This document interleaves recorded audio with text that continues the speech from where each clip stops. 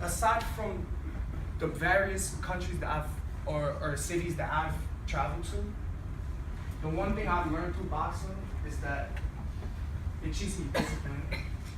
It teaches me to have a goal to continue to strive for. And when the lights turn on, I need to know how to execute. It keeps me away from the streets. It keeps me away from the negative activities that people my age partake in. And what does that do? We need to introduce intercity sports, free sports. And I'd love to be a part of maybe an intercity boxing.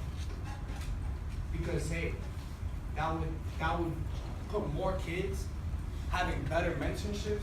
We shouldn't have to rely on gangs or other negative mentors, because that's what is happening, not in just my community, across the U.S.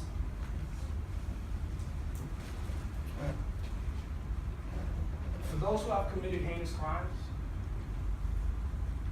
should more or less, stay in their mental institutions.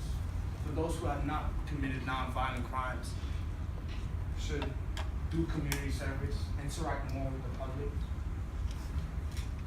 meet high-end people who may have had bad, experiences growing up, but worked across that to have a better life.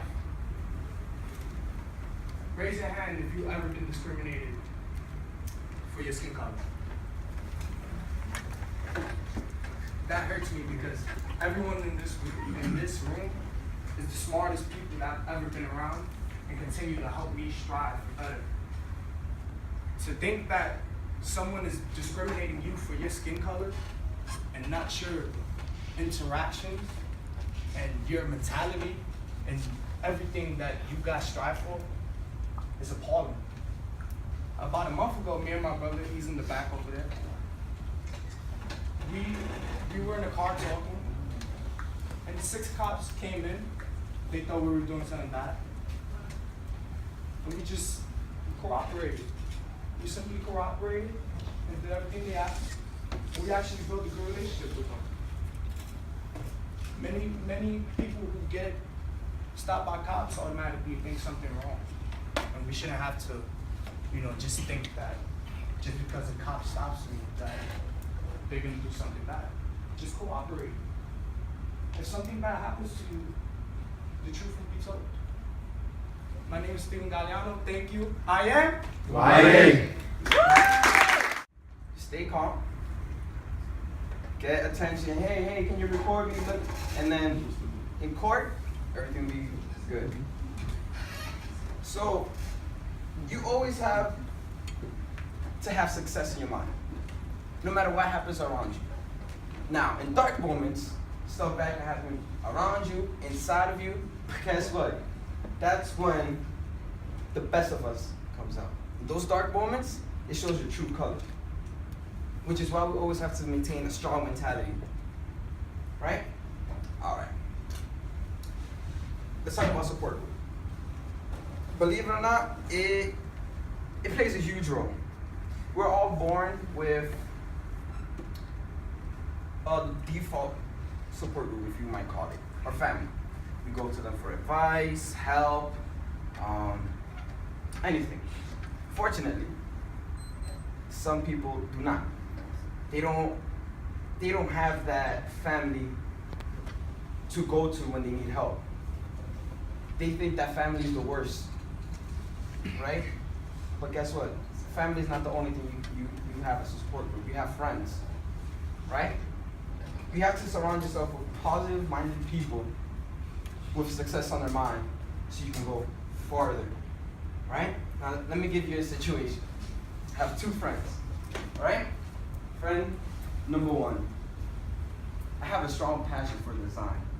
I really do. You know what he says to me?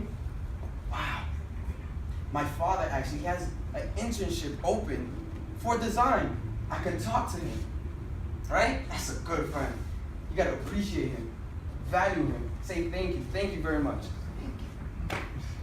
Other side, you have another friend. Tell him, oh, I have a strong passion for design. What is he gonna say?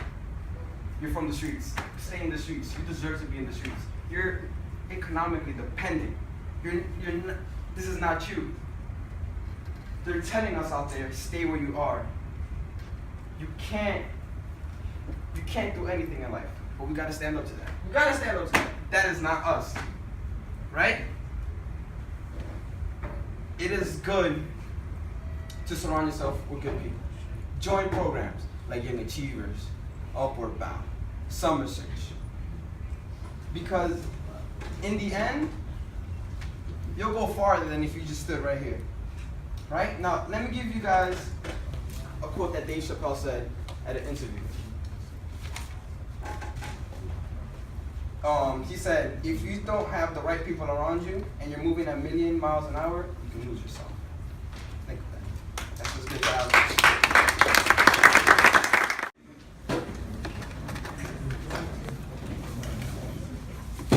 Hello, ladies and gentlemen. My name is Anthony Amankwa. I attend University Heights High School, and I am a senior. My mother and family came into this country looking for the American dream. They sought for opportunities, so they traveled to America in search of the land of the free and the home of the brave. I attend school in the South Bronx, an area highly known for violence with 38% of residents living under the poverty line. I feel invisible, not by my peers or my family, but to those that don't possess my skin color. My favorite author, Ralph Ellison, said in his book, "Nor is my invisibility exactly a matter of a biochemical accident to my epidermis. That invisibility to which I refer to occurs because of a peculiar disposition of the eye, a matter of the construction of their inner eye, those eyes with which they look through their physical eye upon reality. From the moment we were birthed, we became a part of the system and its conspiracy. When I was little, I was labeled as the good kid. So when we were in middle school, by the time that you got there, you knew who the good kids and bad kids were. The good kids were pushed into the pipeline of college, while the bad kids were pushed into the pipeline of prison. The system is flawed. The public school system doesn't provide students with the necessary and adequate components for success. On the contrary, public schools are being shaped to resemble prisons. Schools with metal detectors, more security cameras, more security guards, and fences that resemble the gates of a maximum facility, subconsciously preparing our students for incarceration. We live in a society where incarceration is a business, to where African American males are a large contributor to that business. For decades, we were marginalized as a race and now segmented into prison. Perpetual growth to these separation techniques seem insurmountable for African Americans to overcome. African Americans are generalized because of their immediate association with violence. That seems like enough justification to accuse a person of color of a crime wrongfully. According to the NAACP organization, from 1980 to 2008, 2.3 million prisoners have been in prison, incarcerated. From 1 million of them are African American. 1 in every 100 African American women are in prison. Together, African Americans and Hispanics as of 2008 make up 58% of all prisoners, even though we make up 25% of America's population. I look into this classroom, I see my peers, and half of them will be in prison. Most of them will be locked up, and their future will be tarnished because they decide, oh, it's depressing. Because according to the NAACP, nationwide, African Americans represent 26% of juvenile arrests, 44% of youth detained, 46% that are waived to criminal court, and 58% that are admitted to prison. I can stand here today and tell you about incarceration, but what does it mean to the African American communities? Like King said, let justice roll down like water and righteousness like a mighty stream. My brethren, we need to stand up against the cruelty of injustice and fight against the oppression. We need to take a step forward in the name of peace if we want any progress to be seen. We need to elect more men and women into more pertinent positions And that starts with a strong educational foundation. During my sophomore year, I discovered a program called Somerset. During that time, I embarked on a journey. They took me to North Carolina, and I got out of my comfort zone, witnessing new things, meeting different people, and that enlightened me. We need more programs like that into our public school system. Reformation of America's public schools is a key. Ideally, changing the structure will help to create strong African American men and women to join the world is the best way to increase the number of incarceration in our community. So the American dream doesn't seem like an illusion, but might be a reality. Thank you. My name is Ed. Appreciate the company, or they just don't see them actually succeeding these days. And success it has to be a part of our lives. It's what our vision should be for the next 10, 20 years, our whole life. So, bars and chains are echoing concepts throughout time and history. The very idea created to incarcerate our potential and freedom. Like a fortune chiseled in our back, men of color are stereotypically expected to be imprisoned at an early age in their lifetime. Our current justice system holds no different belief. It views it as another statistic in waiting. Now, the only statistic that I have for this paper is that men of color make up 30% of the population of the United States. But the population in jails, men of color make 60% of the population in jails. The problem lies in several areas, including our justice system, which divides in 3 different sub-areas: inside jails, in courts, and through law enforcement. When we talk about what goes inside the jails, the first thing that comes to mind is conduct and racism. But with the reformation of our justice system, we must also remember the reformation of ex-criminals. Jails aren't solely built for holding people we value as indignant and criminals. The earliest jails in history addressed spiritual and personal change in prison. And that's even back to biblical times, because even in the Bible, you can see stuff about jails and people who were like separated from their family because of criminals. That should be the very purpose of jails and incarceration, because we shouldn't just throw people in there just because, well, oh no, they committed a crime, they killed somebody, they deserve to be in there. No man just deserves to be treated like garbage, even if they committed the most horrible of crimes. It's just, we're all people on the inside. And at some point in their life, that person had a heart, and that person loved somebody. Programs in jails such as educational facilities for the reformation of criminals, it sounds like a great idea if it wasn't for the strain that it causes on budgeting, because there's a lot of publicly budgeted jails that are budgeted by tax dollars of the public. The problem is budgets set for jails also require reformation. Jails across the nation that are funded by public tax dollars don't see most of that money. And the intended budget is corrupted and exploited because a lot of money it causes a lot of sin. It causes us to want to cause crimes. And even sometimes leaders across the nation are the ones causing the crime just for money. I mean, some of you may ask, why reformation in jails? What does that have to do with us? And you may ask, it's not our intention to offer a criminal a better life, but reformation in jails is as necessary as public schools. One might think them two things very different, or think twice about spending tax money on criminals. Yet, just as much as schools are built to learn and develop, jails should be the same for learning how to change and how to develop escape from one's mistakes. Addressing the issue within courts, there are unjust verdicts that occur often on a day-to-day basis. Men of color who are wrongly accused and imprisoned for acts they did not commit, or police officers who shoot innocent civilians. There are some unjust conflicts that develop in corrupt courts. People may say that examples such as those happen often on a day-to-day basis because, we're all, like many speakers have said tonight, we're all walking out there and for our safety, there are law enforcement out there trying to protect us, and they're always trying to stop us and ask us what are we doing, because that's just their job sometimes.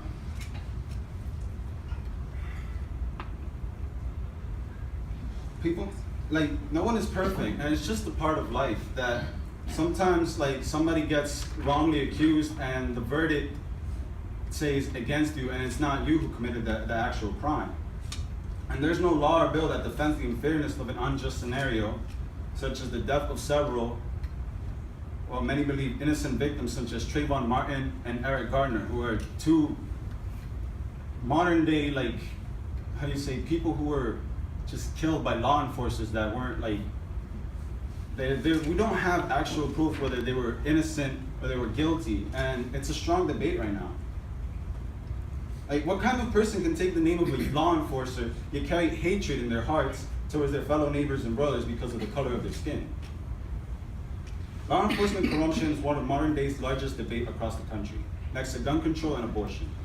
With every side of the debate stating the obvious observation that there is corruption in our precincts, our appointed officers, and our leaders. Denying the existence of evil in those who are trusted to protect us is as big of a lie as a person who says he wants change and sits down waiting for others to make it for him. The second approach for this argument lies outside the law. It's found in our schools, our homes, and in our youth. Sometimes the best way of reforming something is by making it right from the beginning. It is critical that the people of today, and more importantly, the people of tomorrow, know that true justice and love for our neighbor look what it looks like. So no division or hatred between man exists. And change is a word whose meaning constantly changes. Time doesn't stop for no man. And from here on, life is only a cascade of change and turns for you young people like us. Some good, some bad. But it's just the decisions we take that can define those changes. People speak of changing the world, but the world cannot change if we can't change ourselves. We can make the decision to rise and above racism, above stereotypes, and above meaningless hatred, so that when we look to our left or when we look to our right, we find ourselves surrounded by fellow brothers, sisters, and neighbors who glimmer with trust and potential. So the justice every wrongly incarcerated man of color and every aching mother that lost their child to violence hungers for is quenched and satisfied. Time.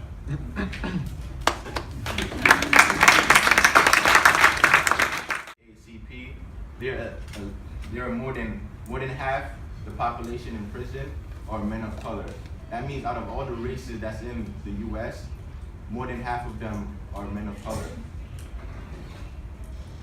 Many men of color, young men of color, they don't really understand their rights completely. So some cops, they take advantage of that. So when, like they were saying, when some young men get stopped, they act aggressively, and that causes the cops to see them as bad kids. Like they don't try to understand them.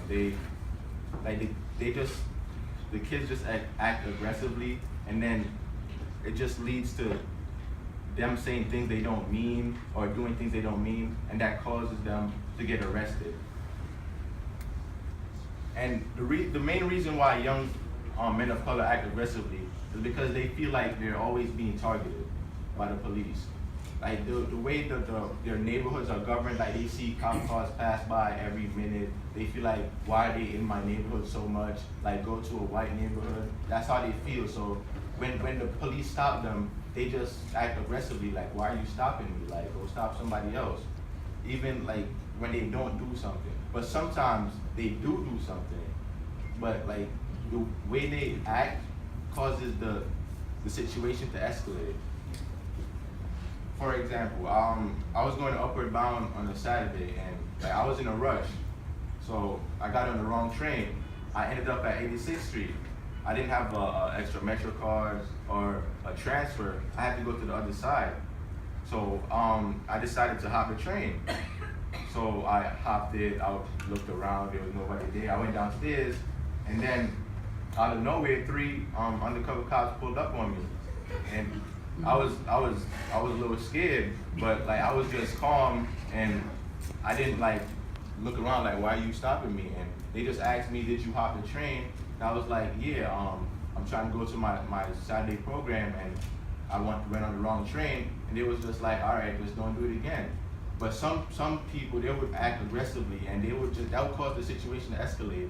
And then they would get like locked up. That's why I thank Young Achievers for this program.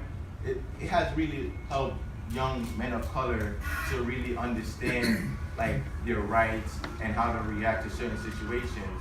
And then that reduces the rate of young black men being incarcerated. Like I could be like on the block right now, like instead of being here and like I could get arrested or something like that. But since we have this program, I'm here, I'm staying out of trouble, and that's why the community needs programs like these. They also need to educate like the young men of color at a young age instead of waiting until they stray on the wrong path.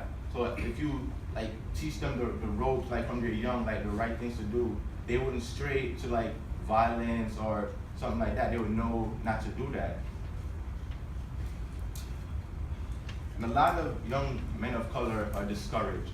So they feel that like the way their society is, like they can't succeed. So they opt into crime. And like that leads to them getting incarcerated. So like people don't believe in them, so they feel like they have to do this, like there's nothing else to do. So that's why programs like these are very helpful. And I feel that more money goes to like white neighborhoods. So like schools in white neighborhoods, they get better education than schools in black neighborhoods. And also, I was reading an article about racial profiling, and the author, he was on a ride along with a white cop.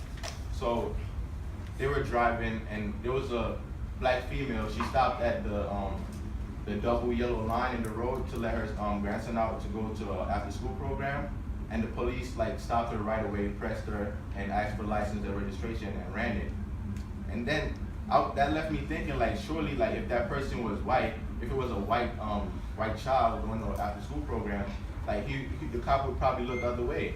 And that's just, it's very discouraging to young black males. And I feel like it's not only the cops' fault. Sometimes it's our fault, like the way we carry ourselves, the way we dress, the way we speak.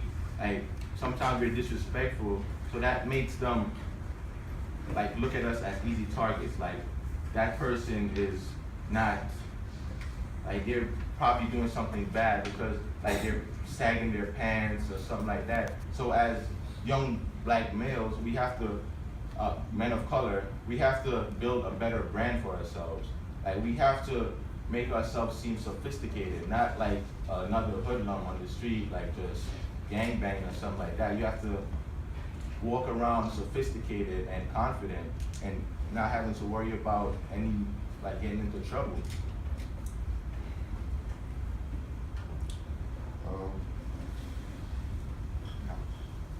That's it. Thank you.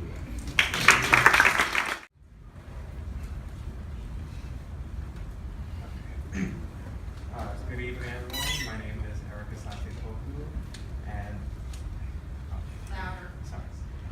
good evening, everyone. My name is Erica Sante-Poku, and tonight I would like to ask you this question: why are the next generation of potentially helpful souls in the world trapped in prison? As ridiculous as that may sound, this has happened every year to hundreds and perhaps thousands of young black men or any sort of minorities. Typically speaking, the average American may consider this just standard business. After all, perhaps the police are just doing their job, and these delinquents probably deserve what's coming to them. Well, that may not be the case. Even if a young black man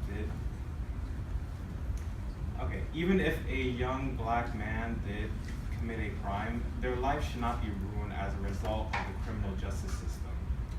And Americans should care about these issues as as it affects them just as much as the incarcerated. I mean, financially speaking, youth incarceration has cost a total of $21 billion annually in the United States, according to a recent Justice Police Institute 46-state survey. In fact, New York State alone pays well over $300,000 a year. The money is not even being used effectively. Taxpayers do have to chip into these losses and tax revenue for future earnings. With this amount of waste of money, you might as well be using it to, I don't know, build a wall or something. We shouldn't be wasting this money for something that's proven to be ineffective, because as soon as this money is used to spend towards institutions, it finds out that these institutions are only causing the same black men that they register inside to eventually go back in with a 20% chance of going to an actual prison instead of being reformed, as they would try to say. Socially, this also has an effect on youth and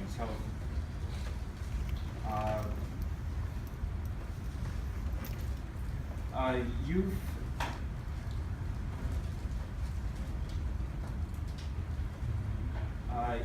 For mentally, youth can be very scarred by the effects of being stuck in an institution, especially if they're wrongly accused.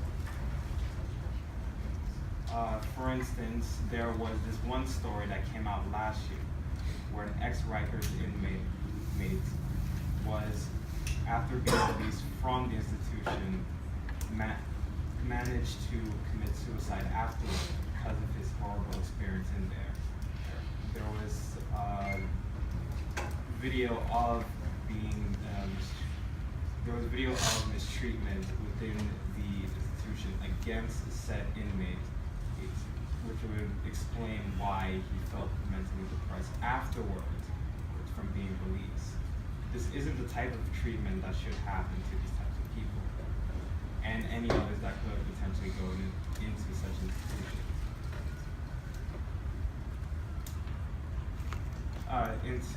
institutions. After all, every summer, there are some kids that don't have the luxury of going running because the same money that taxpayers send to these programs have to instead go to these mental institutions, which I don't think is right. After all, if they're not in school because of said summer break, then they should be in some other places rather than being stuck in the streets and being mentally influenced by other people that may cause them to commit bad acts.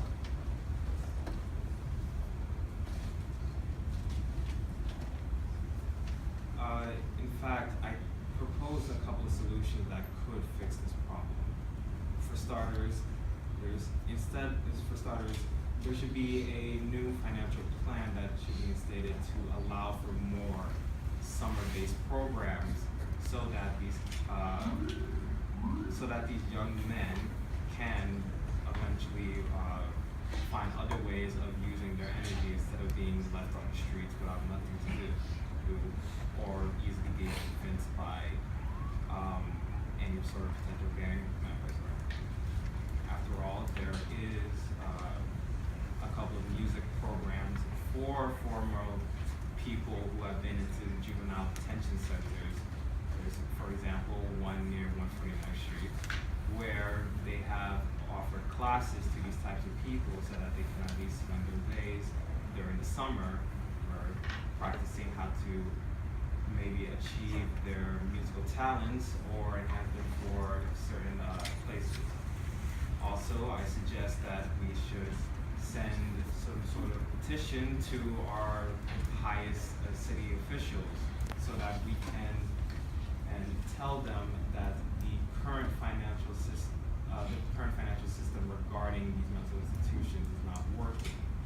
We have to correctly distribute the money to someplace else, but we can still keep them within these institutions at least reduce them, because it's not working. Why should we have many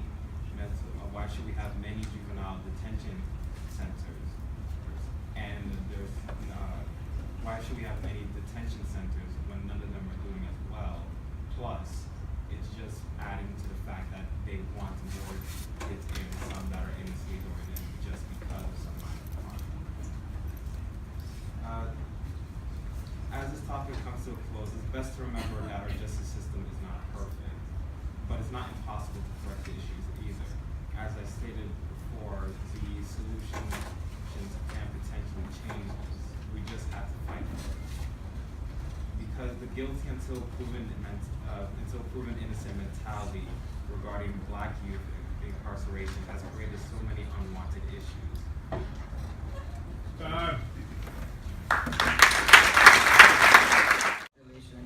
In New York, and maybe even the whole of America. Most men of color in society are seen as threats. Why? Because of the way that we are portrayed. This isn't seen or addressed by us as a whole. That's why I believe this program is important. It helps us get ourselves out there, and it helps us express ourselves in a way that we feel we can do in public society. At the NAACP's 106th National Convention, President Obama lays out the reasons why we need to reform America's criminal justice system, and why we need to invest our communities and expand opportunities for all Americans. And some statistics that I also found from this same website is that he also said that 60% of the people who are serving time right now are either African Americans or Latinos. For more precise numbers, I have also found these numbers from the same source.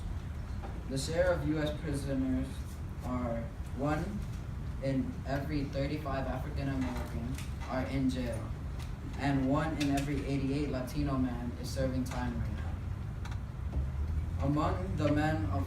Among white men, that number is 1 to 214.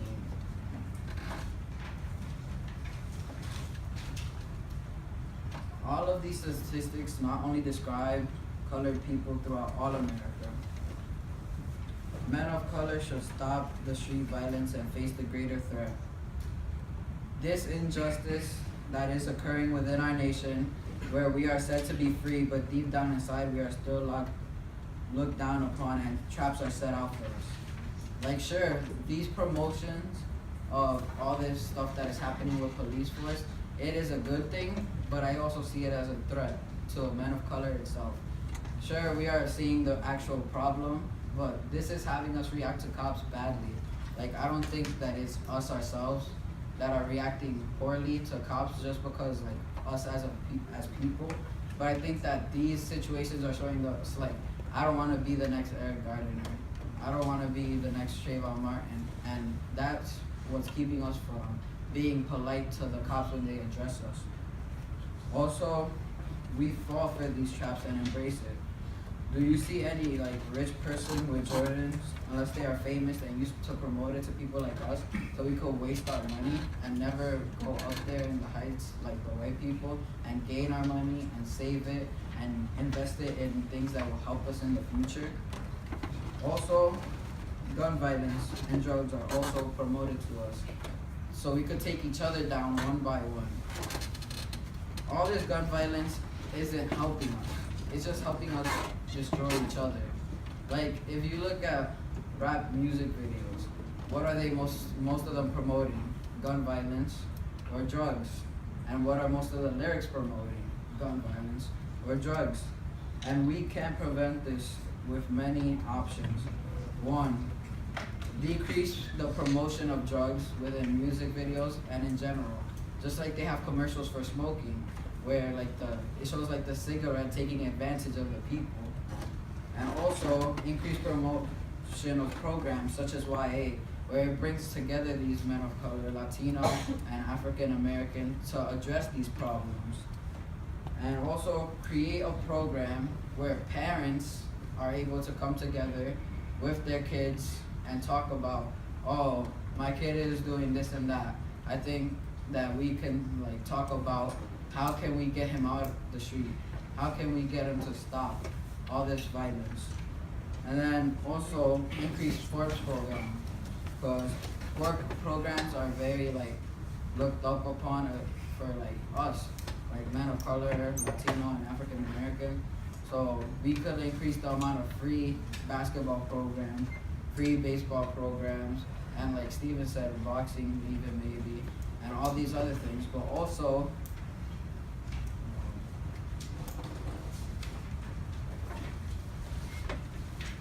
we could also like gather a bunch of big figures that we look up to, such as like basketball players, baseball players, maybe even like soccer players, and have them come to these programs and like pay them to come to these programs so they could talk to us and like tell us how like staying off the streets like would be bad for us. I mean good for us, and how like we have to stay off the streets in order to protect each other and protect ourselves. And also, I also found this information that 8 billion is the amount we spend each year to keep people incarcerated in America. And for each of those 8 billion, we could provide universal preschool for every 3-year-old and 4-year-old. We could double the salary of every high school teacher in America. We could finance new roads, bridges, and airports, job training programs, research and development. We can also eliminate tuition at every one of our public colleges and universities. And also, I believe that not only like men of color should try addressing this problem, but like we should get like people from higher communities to come in and talk to us about like their point of view, like what they believe in, like if they could try to help us and everything. And also like maybe we could even talk to some cops so that they can address this problem with us and like try to address like their point of view, because maybe like they didn't mean to do what they did, like they just saw it as they had to do it at the moment in time. I'm done. Rate of any country in the world. More than 2 million Americans are behind bars now. Communist China has 4 times the population has, and they have 1.5 million people behind bars. As a young black male living in this enormous city, I am exposed to a huge amount of criminal injustice, which has led to a high rate of black men to be incarcerated in America. In recent years, the attention of media and government have been focused on law enforcement practices and their possible contribution to racial disparity, beginning with high-profile racial profiling by state troopers on New Jersey Turnpike in the 1990s.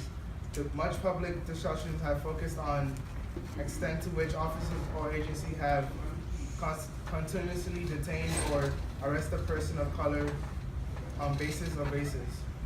As a result, data collection of traffic stops and other police activities have been heavily monitored to lessen and stop unwanted racial profiling before it becomes a problem. Data from the Bureau of Justice Statistics demonstrate that it's not only traffic or pedestrian stops that points for unwarranted profiling. These also has been a high rate of unwarranted searches, as well as stop and frisk actions done to mostly people of color. Accidentally, as of 2005, national data indicate that black and white and Hispanic drivers were stopped by police at similar rates. But those drivers who were stopped, African Americans who were 2.5 more likely to be searched by police than whites and Hispanic, more than double the rate.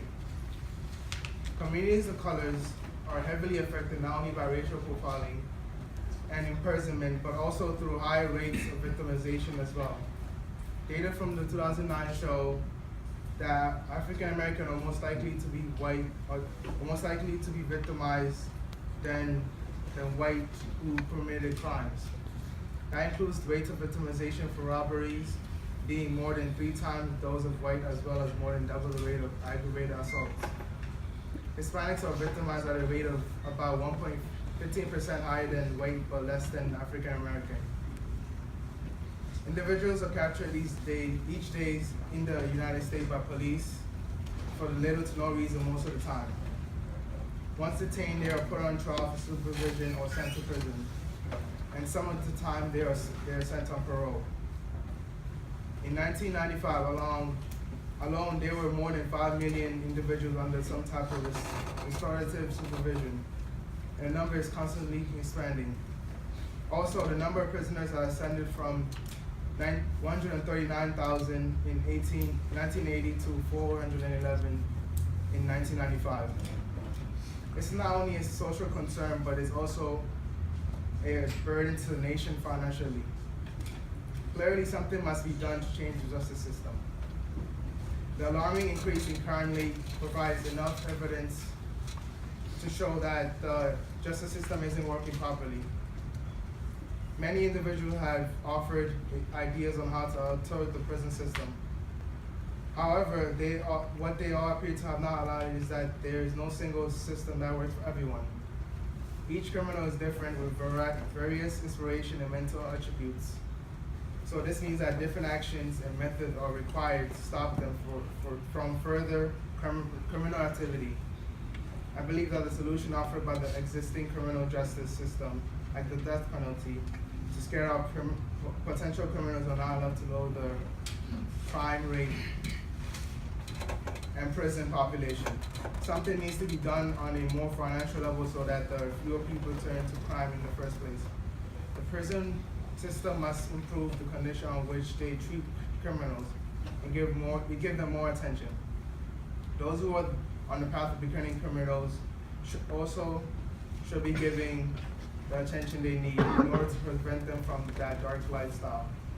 My solution is a contribution of economic reform and educational opportunities that will give people less reason to commit crimes. We have too much to do than sit on the sideline. Rather putting the resources into building more prisons and other systematic government institutions that do not appear to be much of a help, that these resources should be instead be put into career development so that the African American could be successful and productive in society. The heartbreaking truth is that numerous African American men have never had a large amount of career development training. A large number of the skills that we take for granted has never been taught to them. In Texas, the jail system have adopted a new approach to prison that includes a heavy focus on career development. I believe if we take this idea of having prison that includes a major focus on career development nationwide, we can help decrease the amount of men, not just black men, who are incarcerated in America. With less men in prison and more people working, our economy and the nation can grow. Thank you.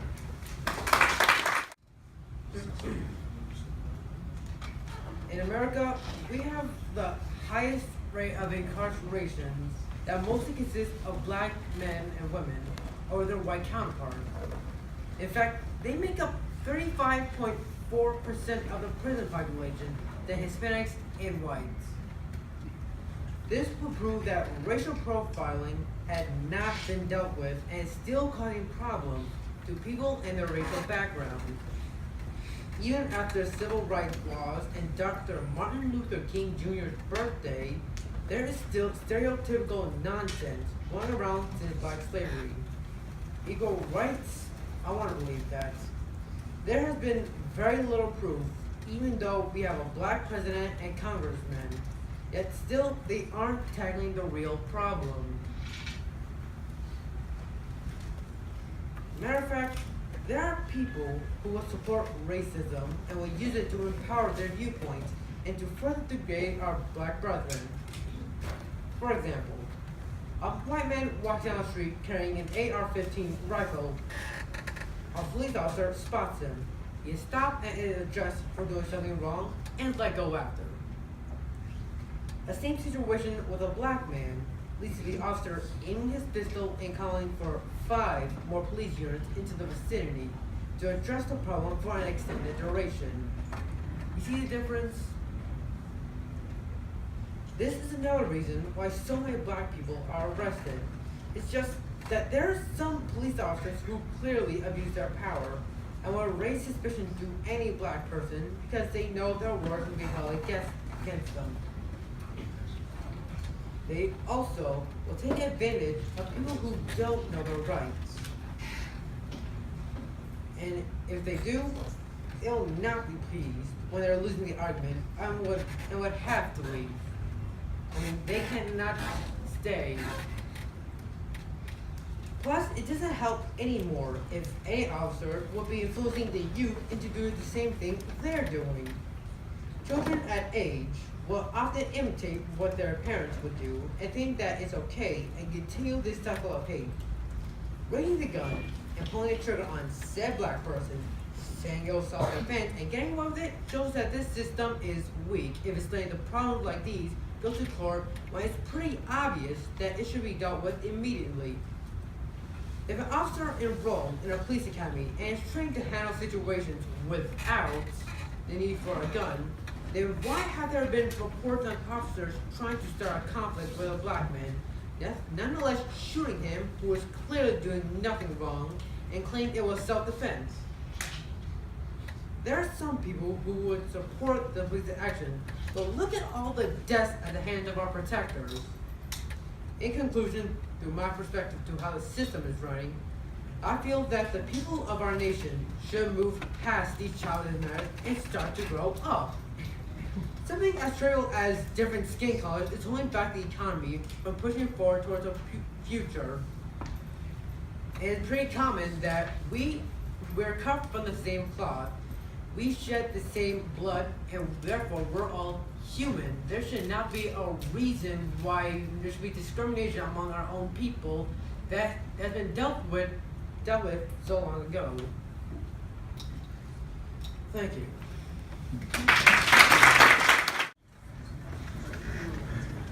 Good evening, ladies and gentlemen.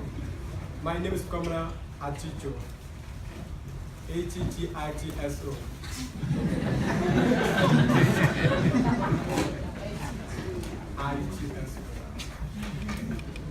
I'm 18 years old and I'm senior at University High School. I'm here today to talk to you guys about police brutality. First, I want to start to acknowledge our country. What makes America special?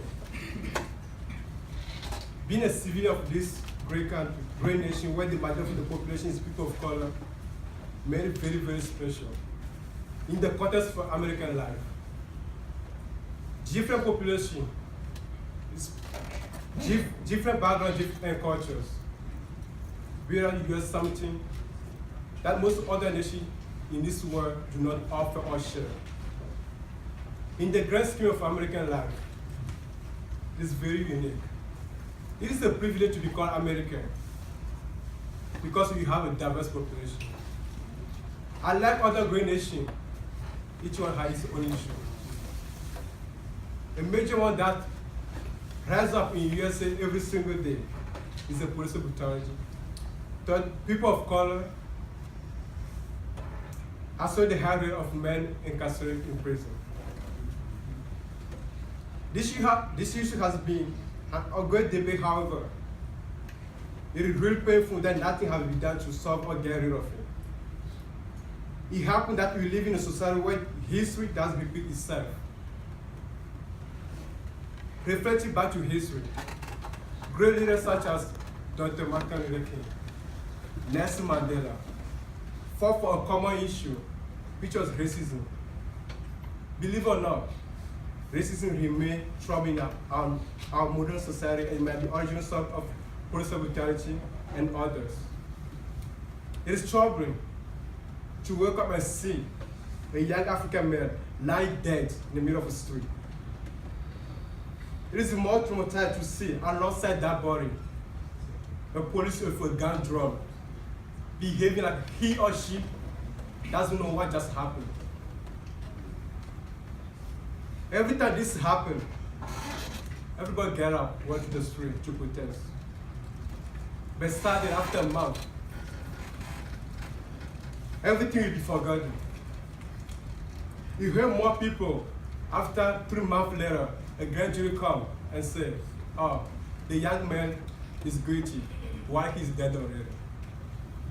And the one who should, he's the innocent one. Some people end up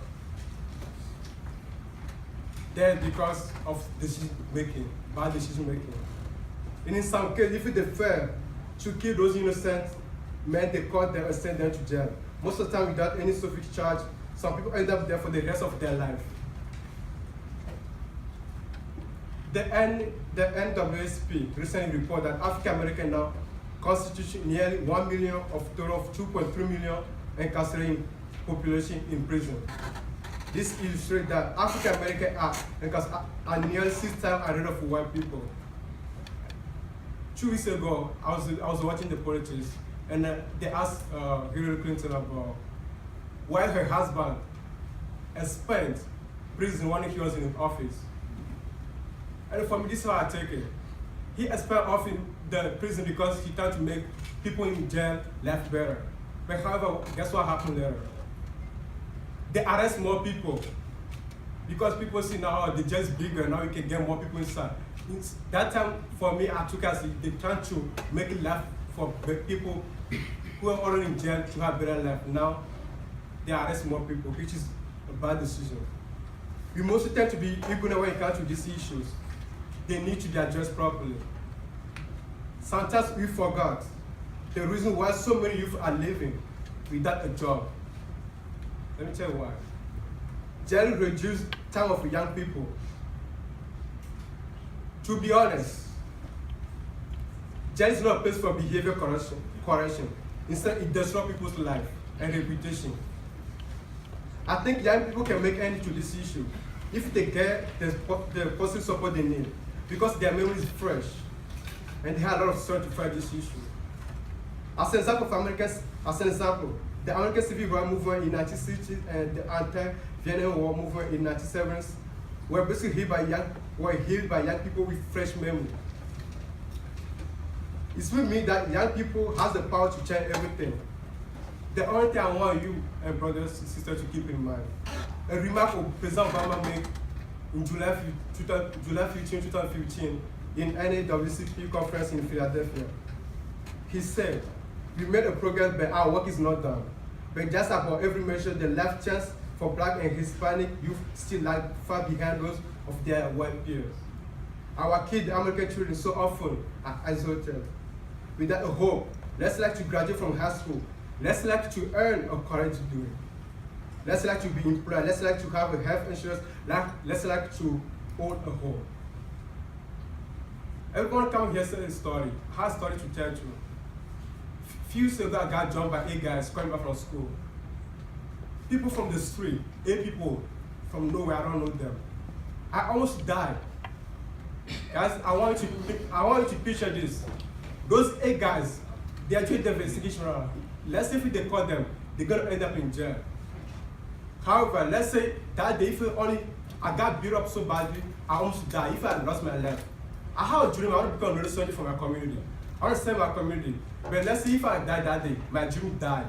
That means they lost their life in jail, but they lost another person who's going to help the community grow. And I'm here today, I want to tell you guys, we have the power, we have the brain. Let's stand up. Let's use the brain to move this country forward. I know it's not easy task to do. We can't do tomorrow, neither the next day. But you start everything by little. And I believe everything can be done if we have faith on it. Thank you. My name is Devon Dove. I'm 17 and I go to University Heights High School. Before I start, just want to excuse myself because I'm feeling under the weather, so if I cough a lot, just excuse me. Yeah. So, if I can be completely honest with all of you, I fear for my life. I don't feel safe walking around my neighborhood late at night. I don't just fear for my own life, I fear for my brother's life. Not just my biological brother, but all of my brothers here in this room today. I fear for us because statistics show that 1 in 3 men of color are likely to go to jail during their lifetime. The NAACP said in 2008, 58% of people incarcerated were people of color, even though we only made 25% of the US population.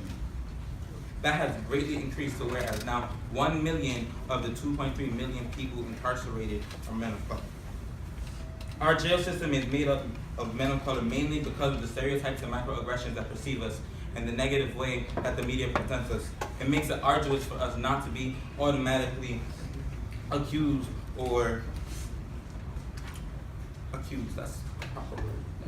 of criminal activity. And this can no longer stand. Today it was a stranger, but tomorrow it could be any of us. We have to take a stand now. We can no longer be mistreated this way. One day and one day soon, a change must come. Now, there are some people who do commit violent crimes and they do deserve to go to jail. But some of the time, it is just cops harassing us and making us cause violence and riots, such as the cases of Trayvon Martin and Michael Brown.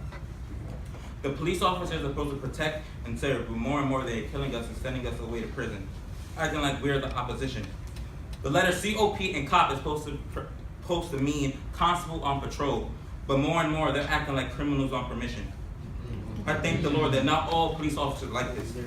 Police officers like Tommy Norton, in his 17 years of service, has gone on and empowered youth of color, making sure that they make the right decisions in life. Instead of seeing us as thugs and hoodlums from the Bronx or from wherever we are, he sees an opportunity to enhance our lives and to teach us things that no one else can teach us. These are the type of officers that we need on the force. On the other hand, it's not just fair to talk about the cops harassing us when cops themselves are being harassed.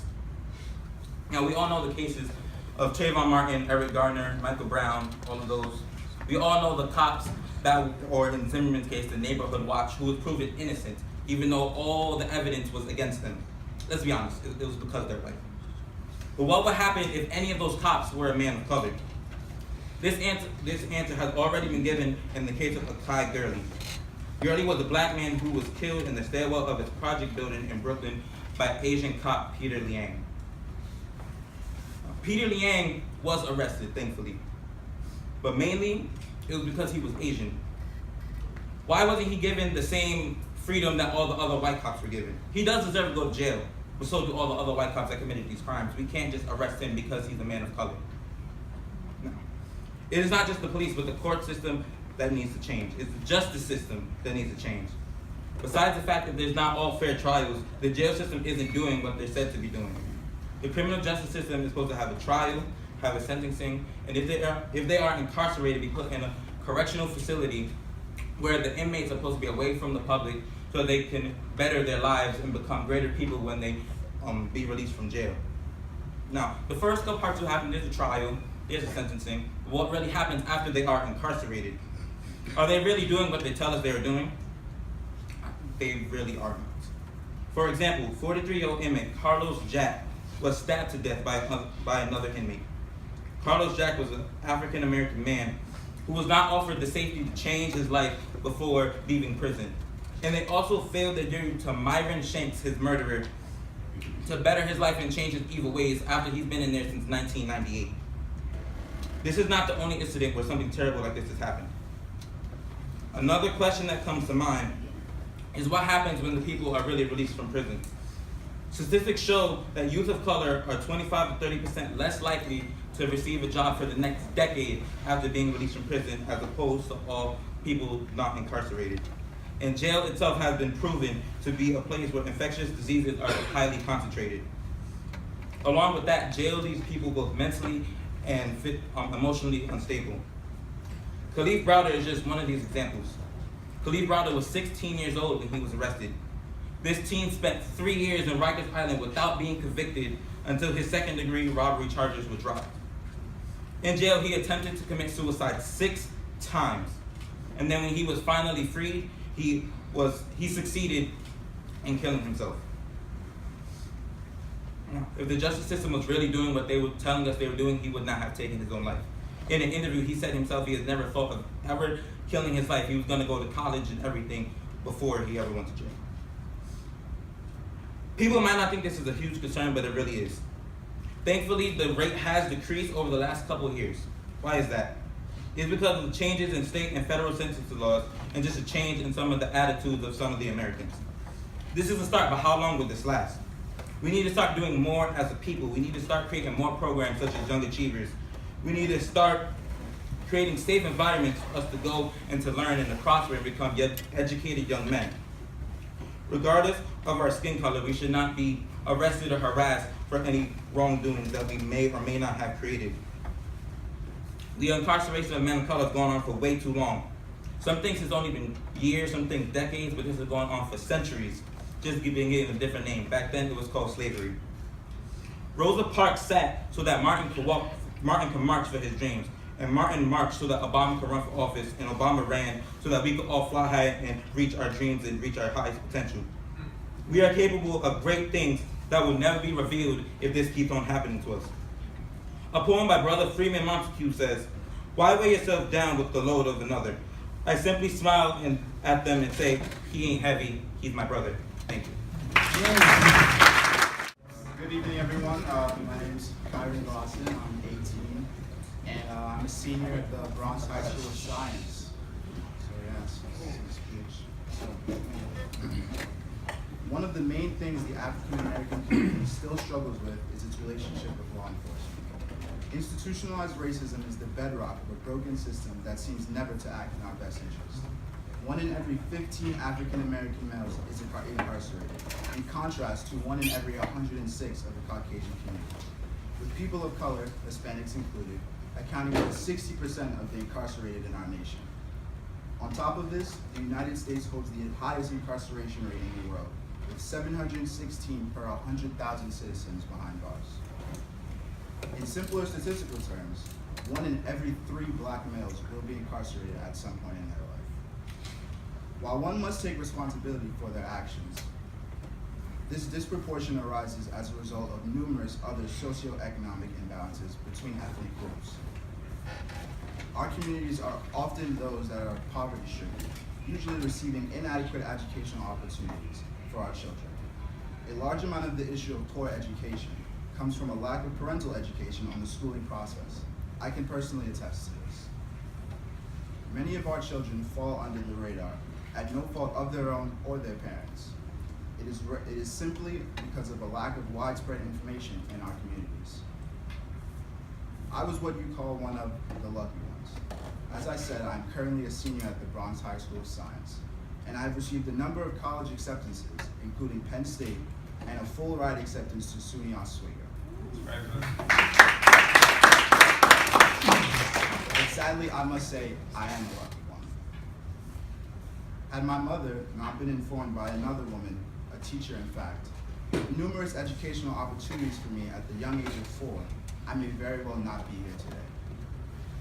I would have been, like so many of our black brothers and sisters, swept under the carpet. Throughout our history in this nation, my people have faced a substantial number of social hardships. And it is this struggle that in one way or another ties us all together as a member of the African American community. This trend leads to poorly educated individuals not being able to easily transition into the society and find success. It's extremely hard to pursue a career that can support one for life without a college-level education, which a terrible number of our brothers and sisters cannot acquire due to economic or educational circumstances. It is extremely hard to escape these conditions they've been placed in and turn to whatever they can to support themselves. Only 42% of African Americans who attend college actually graduate, with only 32% of the male population graduating. This absence of opportunity creates an environment for a rather poor relationship with law enforcement.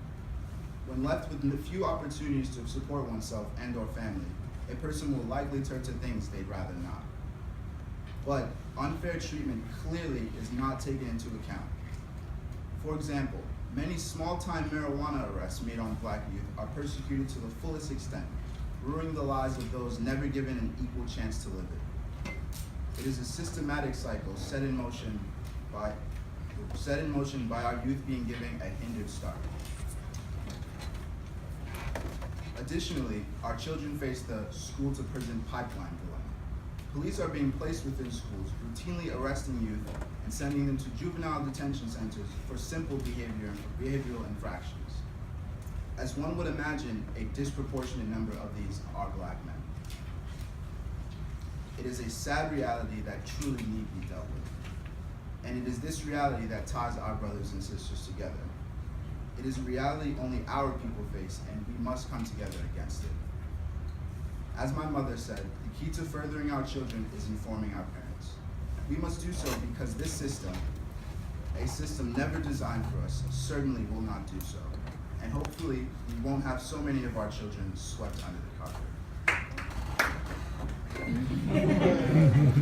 I personally intend to go to college. I intend to work hard. I intend to build a better future not only for myself, but for my fellow youth who were not given the opportunity. For my grandmother, who knows firsthand how near impossible it was and still can be for us to succeed. And for my ancestors who once had no opportunities for success. In a system designed not only to hinder our progression, but to cause us to hinder it ourselves, we all are connected, and we must therefore bear responsibility in helping each other succeed. Thank you. Karan Glosson.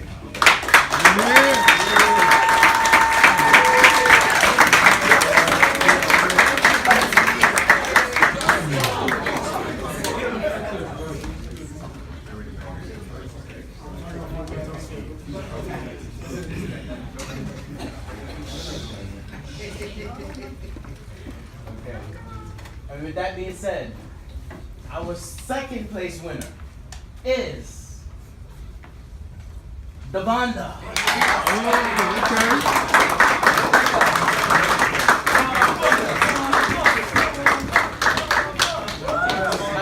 Moment of truth.